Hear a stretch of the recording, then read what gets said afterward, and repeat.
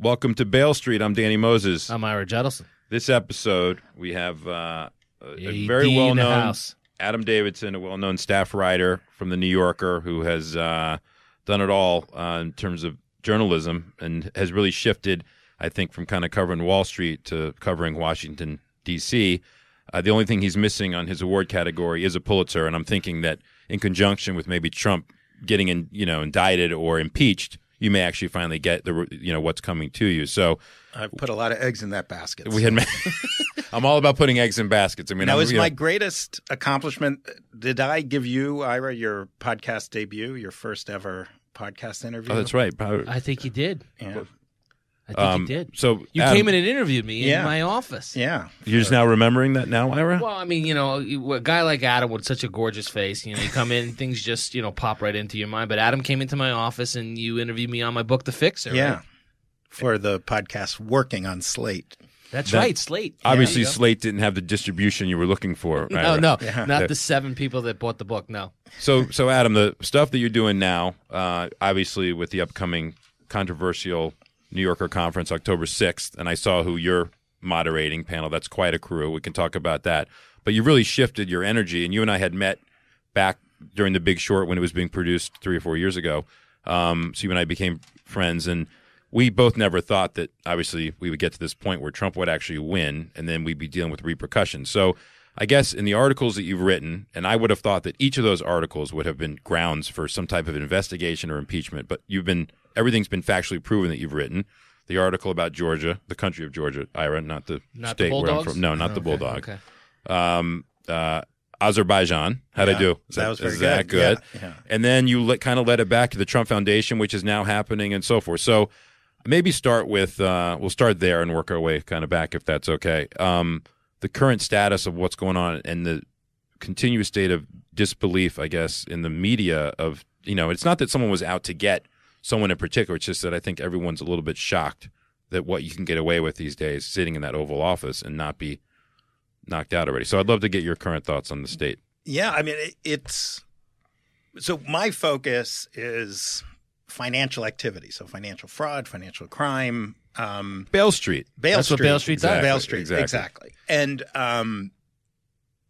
investigative journalism, normally if you're an investigative journalist, like you're hoping once a year you'll uncover something and you'll go down a lot of rabbit holes. Like maybe this company's crooked. Maybe this one is. And most of them, it turns out, oh no, I just misunderstood. It actually was a sound business plan. Or maybe, yes, they really screwed up, but it was not a crime. They were just dumb or bad business people. I would say that when I talk to investigative journalists now about the Trump business, senior members of the Trump campaign, it's more which of the many, many, many, many leads, which of the many avenues of investigation should we pick? It's more there's way too much. And, do I focus just on, say, how the Trump organization did a lot of work with money launderers over the years and seem to show some of the signs of being a company that was aiding and abetting money laundering. Alleged. Yes. Should I show the deep connection to the good people of organized crime? Should I show partnerships with people in other countries that are either explicitly enemies of the United States or at least not particularly allied with the United States? And I mean, these are – it's very common these days. Oh, Hillary was crooked. Oh, well, Obama, whatever. No one, I think I can say this. No one, certainly in my lifetime, no one in, of any senior national level has had so much questionable activity around them. So it's much more of a sorting than a finding. It's more like the haystack is all needles, and we just are picking which needles to use. And then combined with the fact that this stuff doesn't break through. You mentioned the Azerbaijan story that I did. Now, this was a story that the Trump organization itself had no issues with. I mean, they didn't like that it was published, but they said there's nothing factually inaccurate in it. I showed that while he was running for president, Donald Trump was he knew that he was in business with a family in Azerbaijan that almost certainly was simultaneously, while Trump was in business with them, laundering money for the Iranian Revolutionary Guard. Right. And specifically the part of the Iranian Revolutionary Guard in charge of acquiring weapons of mass destruction. The Iranian Revolutionary Guard is the part of the Iranian apparatus that funds terror, tries to acquire weapons of mass destruction, etc. Now, I certainly obviously don't think Trump himself is like a fan of Iran's Revolutionary Guard. I think it's pretty well established. He'll do business with anyone who has a buck. Yep. He won't ask a lot of questions. I do find it shocking that someone running for president and then someone who is president is doing business with someone while that person is helping Iran acquire weapons of mass destruction. Several Democratic senators read my article and called for investigation, but not surprisingly, the Republicans in Congress did not follow up on that. So there hasn't been, as far as I know, any investigation. I remember you called me during that, or you had emailed me. You sent me a prospectus. I guess Deutsche Bank had been raising money. I think that was that, exactly. deal. And I looked at it. I go, Adam, I don't know what this is, but this doesn't seem right. And you go, all right, I'll call you back. And I never heard. And then you said this article's amazing. And I read it. And I'm like, how is this, not going to be the thing that potentially sends this into investigation? And then you realize we're kind of numb to it now because there's so many other things that have occurred. And I just go ahead, Ira. Do you think this is the first politician that's ever been in bed with a different country and farming different things throughout and being sneaky? I mean, it's been going on for decades and decades. Who would be comparable? I can't think of anyone who would be comparable. Not maybe another dictator from another country, yeah, sure, I mean, but not here. Well, I'm just saying that is money laundering. That's dealing with an adversary. There's a lot of things that go into that, and I just don't know how those things get explained away. I guess because so many other things happen that desensitize people to that. But he's always been. Everyone knows that when he's been bankrupt 4 times, 6 if you count the operating entities. His access to capital was limited. He took it where he could get it, and he took it from. I mean, it's proven the oligarchs that gave him money, and Felix Sater, who basically was Adam. That was your source for a lot of information. I have a lot of sources. Sources. No, but you cited him. I mean, he was in the article, I believe. I'm sorry, you cited the frog. I think and just exposed him. No, we can take that. The frog and the what was it? Scorpion? Yeah, the frog and the scorpion. Yeah. How do you know that? Because everybody knows the frog and the scorpion. Anyway, I know I'm dumb, but gee, give me a break. Let me rephrase. So, by the way, he would come on this show in a second. Felix Sater, the scorpion. Well, we don't know if he was actually the frog. So Felix Sater is on your panel on October 6th, correct? That's right. Yes. And what do you think you guys may be discussing? I mean, I think so we have this panel at the New Yorker Festival, October 6th. Tickets still on sale. Right. Google it. Right. With Felix Sater and Michael Avenatti and Ruth Marcus from The Post. I mean, I think some of the stuff that I love talking to people who worked with Trump about is just what was it like? I mean, because it sort of is surreal to learn about just life on the 26th floor of Trump Tower, the office of the Trump Organization. It was this, I mean, not surprisingly, very chaotic. The way meetings were held, the way decisions were made, the way, Felix, I think, would not mind me saying, was kind of a master at flattering the boss, at figuring out how to get him to agree to what you want, or how to convince him that even though he disagreed, he... Didn't Trump say under oath in a deposition that he didn't know who he was and he wouldn't know him if he was with him in a room? Yeah. And there's pictures of them together and his office was literally down the hall from him? Well, I just wanted to make sure that I'm not insane. He's getting a little older. He forgets things. Okay, I'm just to make sure. But he said this then. He said this like a year or so after Felix literally was 2 doors down in the same hallway. To make sure. And he had asked Felix to show his kids around Moscow. I mean, you don't do that for someone you don't know, I don't think. So, and then also just the ambiance. I mean, I think a lot of the kind of characters around Trump, who are all good guys, friends of ours, Friends of ours. Friends of Right. ours, Yeah. These are, not that there's anything wrong or whatever, but, that Trump, New York real estate has been transformed in the last 10, 15 years. I think, and real estate in general, for good and ill, Danny and I know more than we want to know, or you know a lot more than I do about this. But broadly speaking, real estate has gone from sort of, a kind of big shoulder, tough guys kind of wrestling with each other to get a hold of certain properties to a much more kind of institutionalized, corporate, formalized, corporate, yeah. conventional risk management, diversified.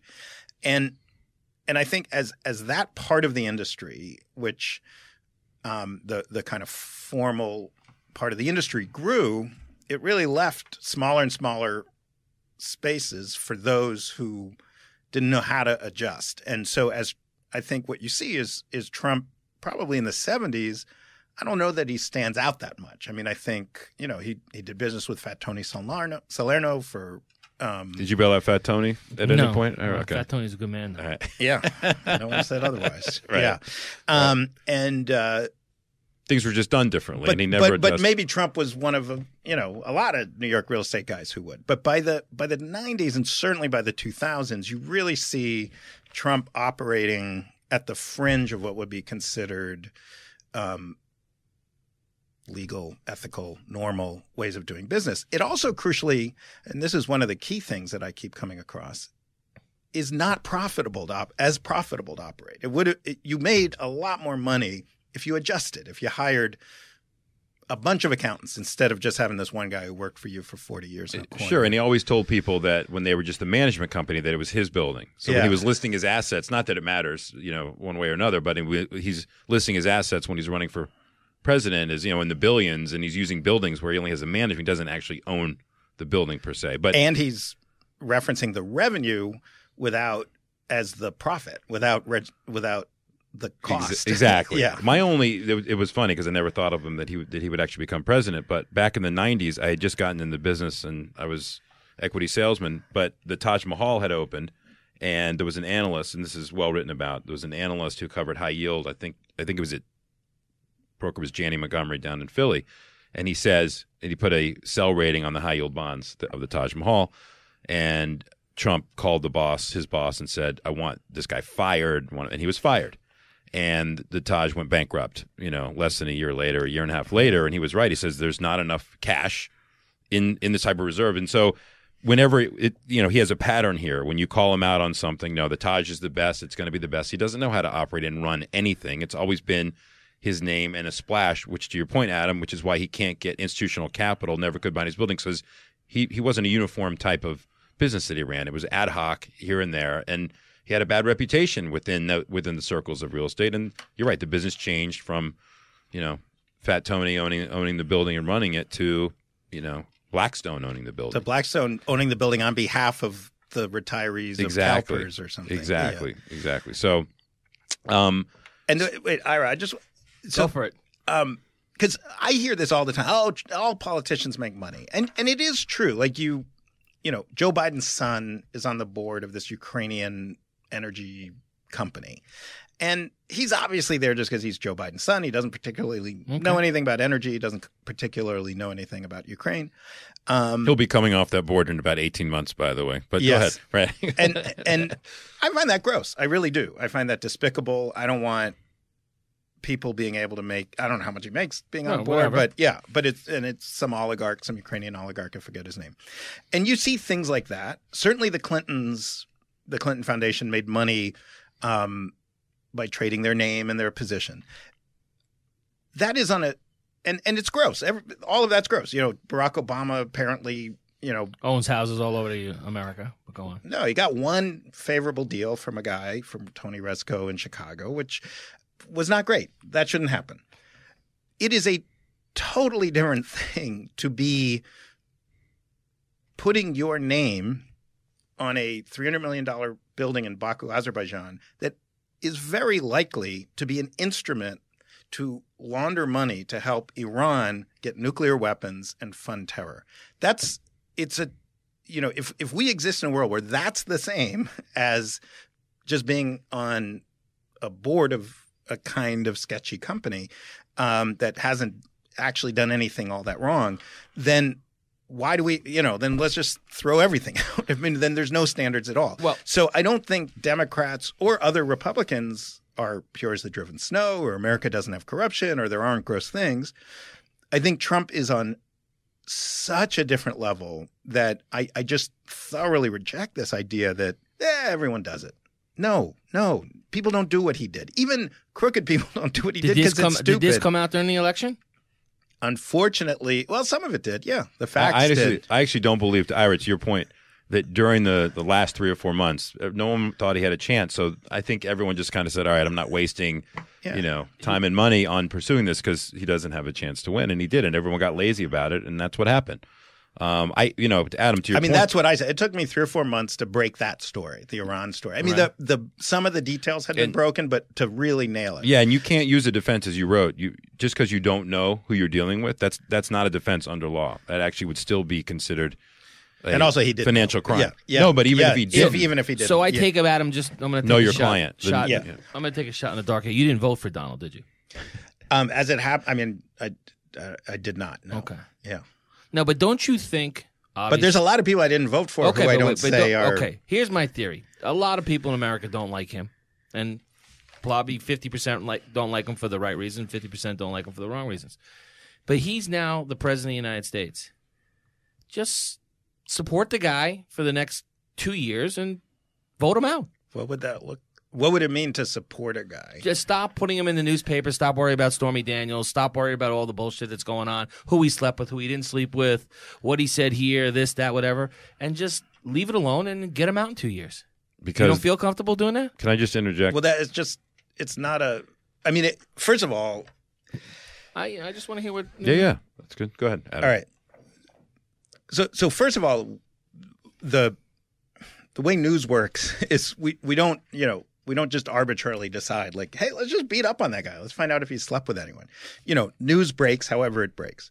The issue with Stormy Daniels, for example, I don't think if the story broke, it looks like he slept with a porn star, and Trump came out and said, yeah, I did. Right. I don't think it would be a big story. But he's married though. He's all right. Whatever. But I don't care. I mean, that wouldn't be a big story. But when Clinton was using his humidor for that was a big story. That was a big story. Yeah, but he got impeached. He got impeached, and it was for the humidor. He got impeached for that. Yeah, but he didn't get voted out because the Senate was Democratic. But to your answer, he got impeached. Anyway, Go ahead. So, what we now know is that the president, with Michael Cohen, had illegally set up a shell company. It seems illegal. It hasn't been determined. Well, no, it is. He's going to jail. It's now illegal. He pled. Yeah, he pled. So, actively and knowingly committed a crime to set up a shell corporation to funnel money to buy silence. That was actually Karen McDougal, not Stormy Daniels, but it doesn't matter.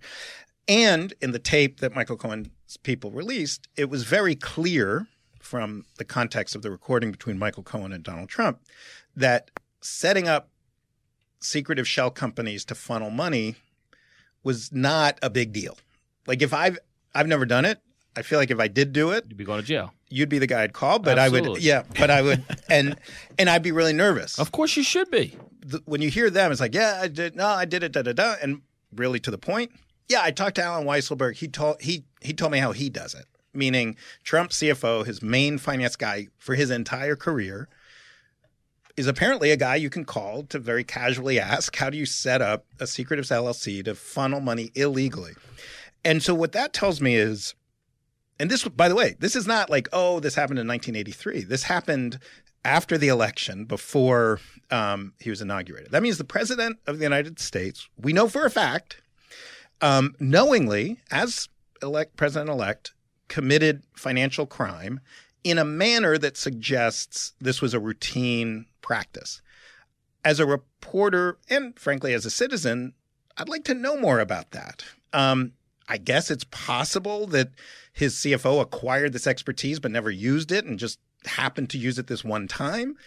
That, to me, seems unlikely. It seems likely that when all of this is fully fleshed out, that we're going to know about a lot more illegal activity.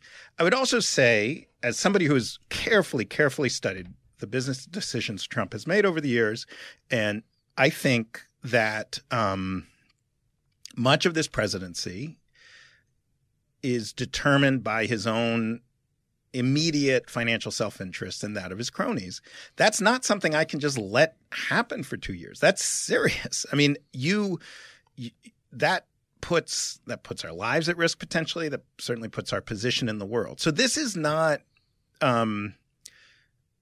That's what I was going to say when I asked the question. Why should we care? Because to me, it's not about being what party they're a part of. It's the person that's in there making these decisions. And to be frank, when you're surrounding yourselves with people like Wilbur Ross and Larry Kudlow and these guys, and he's so short-term thinking in everything that he does, Trump. Whether he gets angry short-term, he has to cure that anger. Whatever makes him happy short-term, he'll do it. Whatever he thinks he can get away with, he'll do because he likes to be in a position of power. But, tariffs are a perfect example. Like, at the end of the day, hopefully it doesn't matter. Hopefully that China comes to the table. Hopefully something. But he doesn't truly understand anything about economics.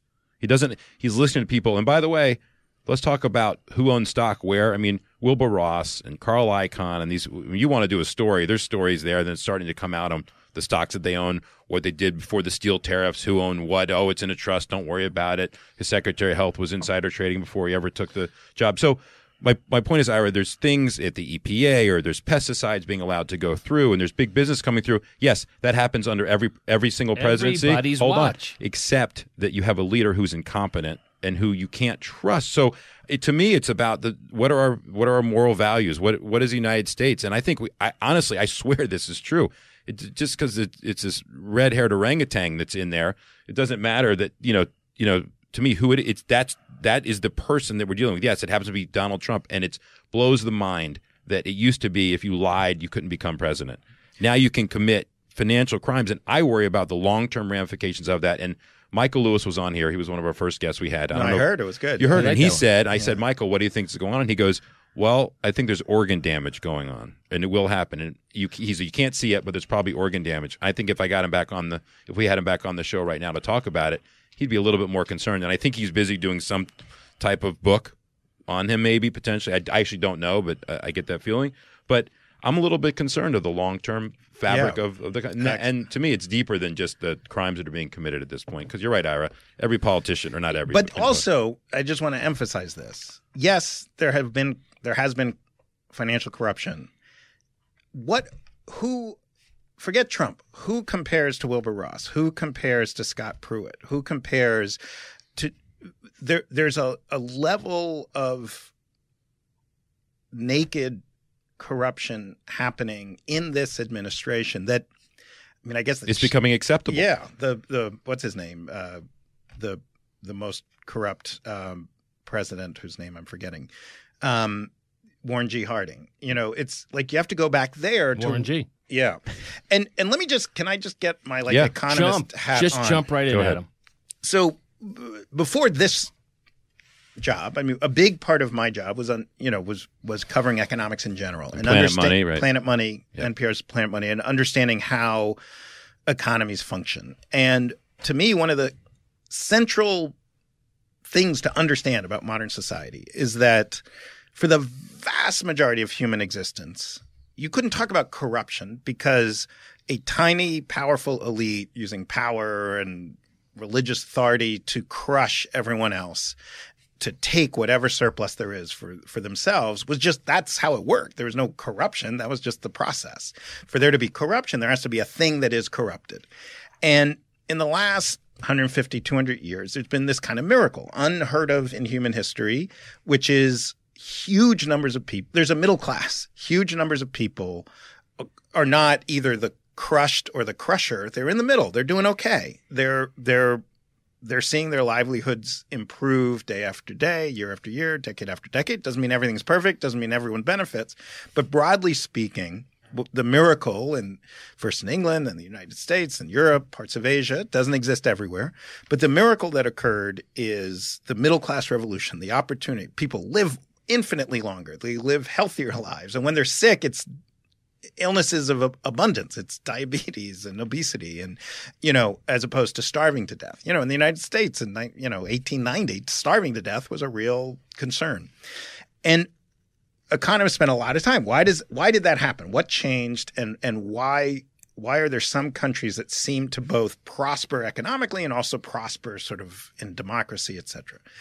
And one of the central things is that the fundamental levers of power, the fundamental infrastructure, both the actual physical infrastructure, the roads and the phones, and then the legal infrastructure, the courts, and the sort of conceptual infrastructure, entrepreneurship, etc.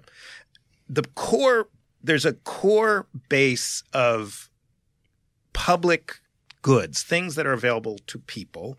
And then there's a competitive layer where people are competing based on offering something better, offering a cheaper product, a better product, a newer product. Now, there's always crime. There will always be business. Thank you. Yes.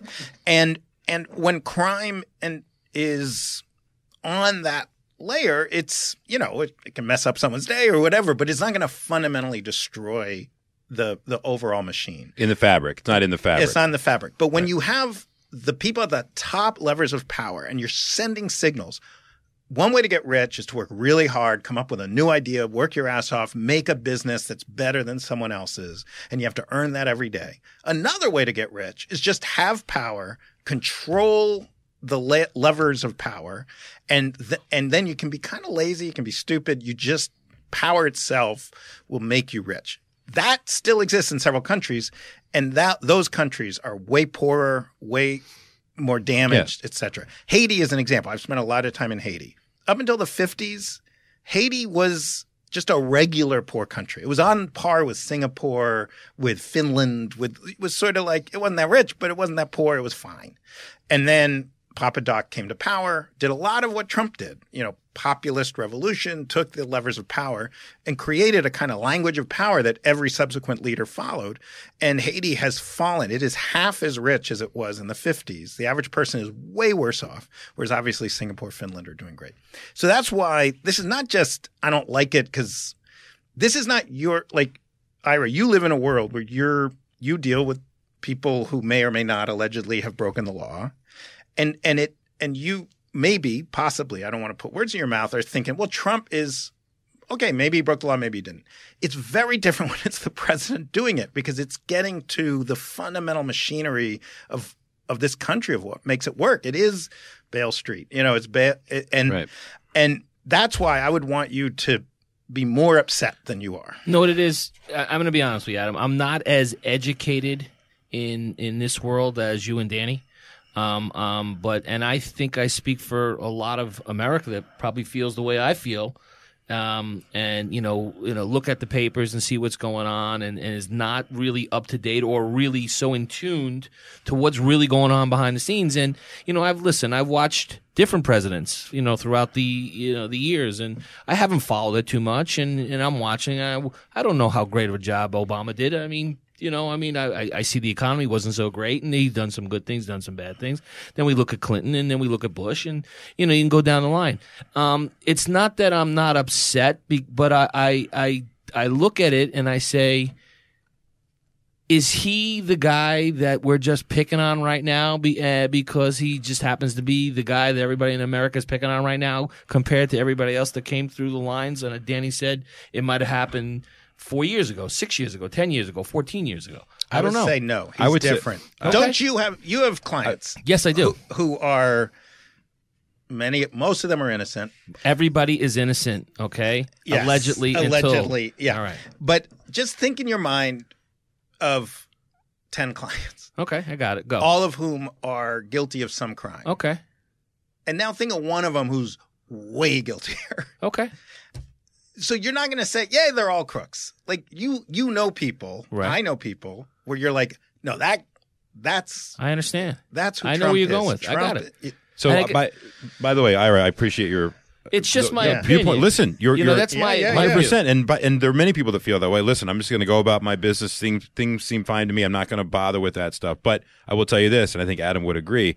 The stock market being where it is, and yes, I think it's gotten an extra jolt. Forget about the economic numbers. The market has, because of him, because of Trump or his policies, that's a short-term issue. And I can tell you this, if the market had been down 30% instead up, he'd be already out of office. I agree. That's just the way that this country is set up. And that shouldn't be that way, but it has given him a free pass. And so the people that have made the excuse, not you, I'm saying in general, we know a lot of people that say I'm not saying they support Trump, but they don't come out against him, and it's frustrating. It's because they're padding their wallets, or it's a selfish reason, or it was, well, I hated Hillary. Would you rather have her? That's not what this is about. I'm looking forward, and I was always early to the housing crisis, right? Because you see things that are going to happen. You can see the stuff that we should be paying attention to is what is the environment going to be for our kids? Like, how is it going to look? And there's stuff happening right now, to Adam's point. Maybe nothing ends up.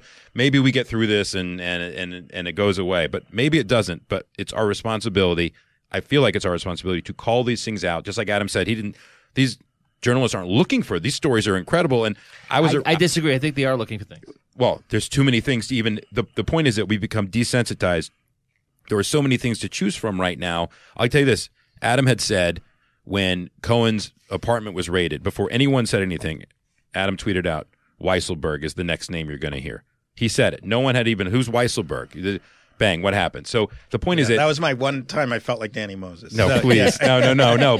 But I saw the future. Yeah. But my point is, if it was Hillary Clinton, Adam would be writing the same exact thing. I think that's where the bipartisan part is just you got to take it out of the equation. And it's frustrating to me because this isn't about parties. I mean, I would have voted for Romney. You know, that's not the point. The point is that you have a person here that's and not. By the way, it's not a defense of Trump. I don't think he understands the law. I don't think he even knows when he, makes a comment about the FBI, about the justice system, the three parts of the government, they're separate. Like, this is crazy. And that's the part I think that's mind-boggling to people is, it is mind-boggling. How is this accepted? Like, why isn't anyone, because no one can corral him, none of it, and he fires you if you do. It's just, it's do you think any more of his administration are going to go to jail? Yes. I think there's a high likelihood. I mean, obviously, allegedly, and blah, blah, blah. Allegedly. Yes. Allegedly, exactly. I see Adam knows it now. Yeah. Well, I listen to the podcast. And also, I have relatives where I have to use the word allegedly. But the other thing I would just say, like, just come at me, baby. As a journalist, we like uncovering things. We like reporting on things. Well, that's your job. Yes. And if Obama had no journalist at all, or if maybe there's one or two, definitely not the vast majority of journalists would cover up anything.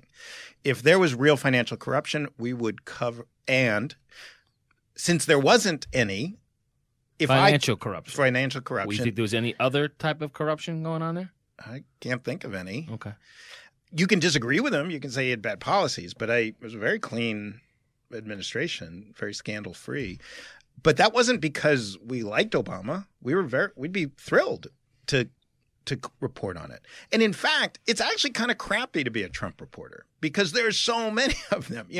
I'm never going to beat Maggie Haberman at the New York Times or David Fahrenthold at the Washington Post because they're just way ahead of me. And so having my one or two Trump stories really doesn't do that much for my career compared to if I had been able to break, an Obama story.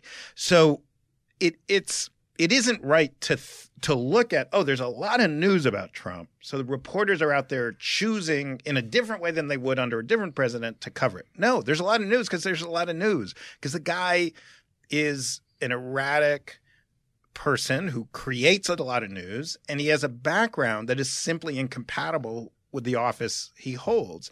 And so we are obligated to tell you about it. That's why you have a free media. By the way, I'll give you an example. This, for-profit Trump University that he had set up, which was a fraud. I mean, admittedly, he basically... He gave me a scholarship. Exactly. 4 years free ride.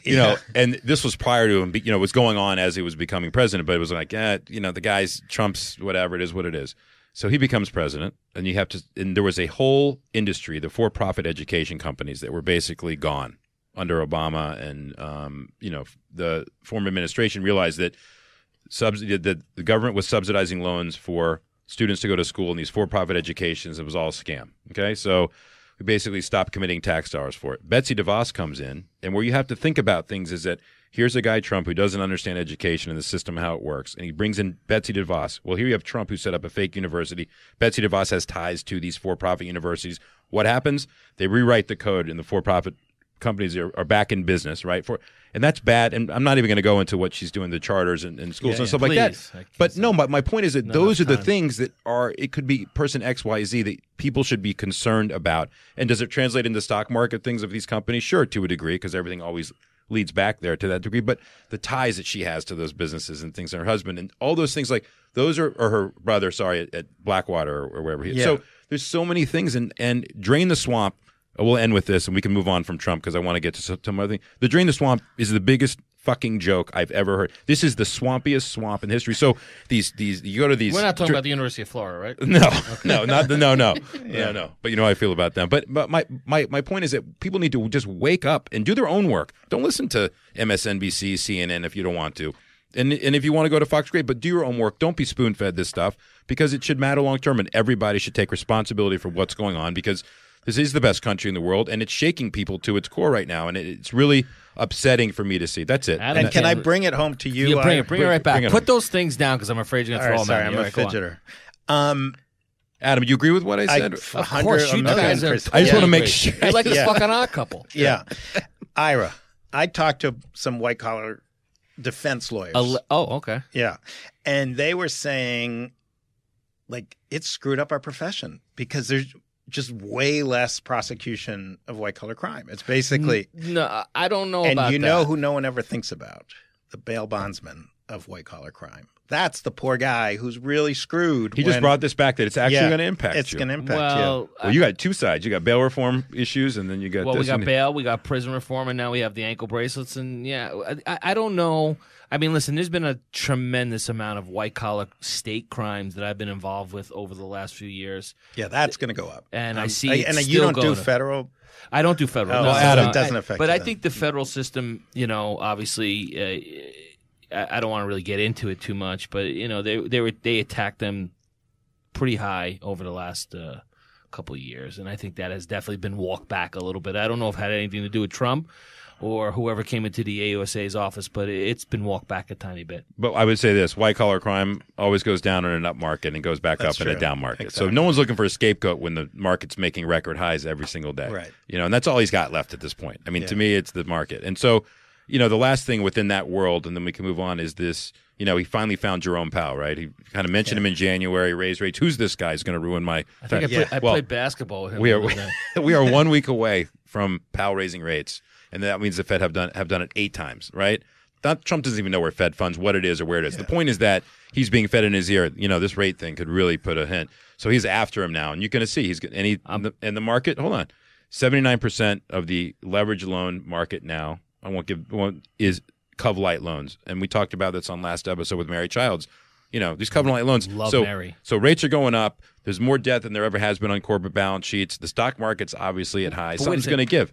So my point is that if this all does happen, and I don't want it to happen per se, because I don't want people to suffer losses in the market, but it's going to reflect, and I think you're going to see a crazy because I don't know how he's going to handle that. He throws a tariff out, the market doesn't go down. It empowers him even more to say, you know what? I'm onto something. These tariffs things are good, right, Larry? Right, Wilbur? I don't know. Let me finish trading in my PA, and I'll let you know. Isn't Mary Childs the one that doesn't believe any white collar guy should go to jail? Yeah, she mentioned that on the show. That was somewhat. I think she's just trying to be provocative. Yeah, she's just everybody should just do whatever they want and have anarchy. I asked. It didn't. So Adam, let's talk about your show on Amazon. No, so the show you're doing on Amazon with Adam McKay, Will Ferrell, and them are producing it. Kai Penn is. By the way, thanks a lot for that, for getting me on there, Adam. I appreciate that. Yeah. Maybe they'll do I something. believe I did mention you in the. He mentioned Danny. You two guys are like the big short guys. I'm just the guy who's just sitting here. That Adam claimed he was going to get me to Hollywood. I'm still sitting in New York. It'll happen. It takes time. We'll get Eben. Eben, if you're listening. Yeah, Adam Davidson. Eben. So no, tell me about the show because you're going around the world and. Yeah, I'm not, but basically the idea is taking a bit of the energy of The Big Short, sort of smart but funny, entertaining take on how the economy works and turn it into an ongoing TV show. So it's the Anthony Bourdain of the financial world instead of food, basically? I guess kind of. I mean, it's more... Didn't work out for Bourdain. Yeah, it's more topic specific and more like high concept-y. Like it's kind of trying to take those moments in The Big Short where Anthony Bourdain or... Yeah. That's right. He was actually in The Big Short. He was actually, I forgot about or that. Selena Gomez. Yeah. Looks in the camera and talks. You're kind of taking that energy to a show. And it's been really fun working on it. And Cal Penn and the crew, they asked if I wanted to go. And it's like 19 weeks. And it's truly like wake up in Prague, shoot all day, get on a plane, wake up in India, go to sleep, wake up in Taiwan. Like Count me out. Yeah, I did not. I decided with a 6-year-old. With a 6-year-old, I could Yeah. not handle that. There was like 5 seconds where like, what if we paid for your wife and son to go? And I was like, that'd be a good education, but we'd Maybe you'll meet him in one of the cities of your choice. Be like, oh, you guys gonna be here for the day? I'll come meet you guys on set. Yeah, exactly. I mean, it's crazy, and Cal somehow manages to maintain the energy. What else are you working on?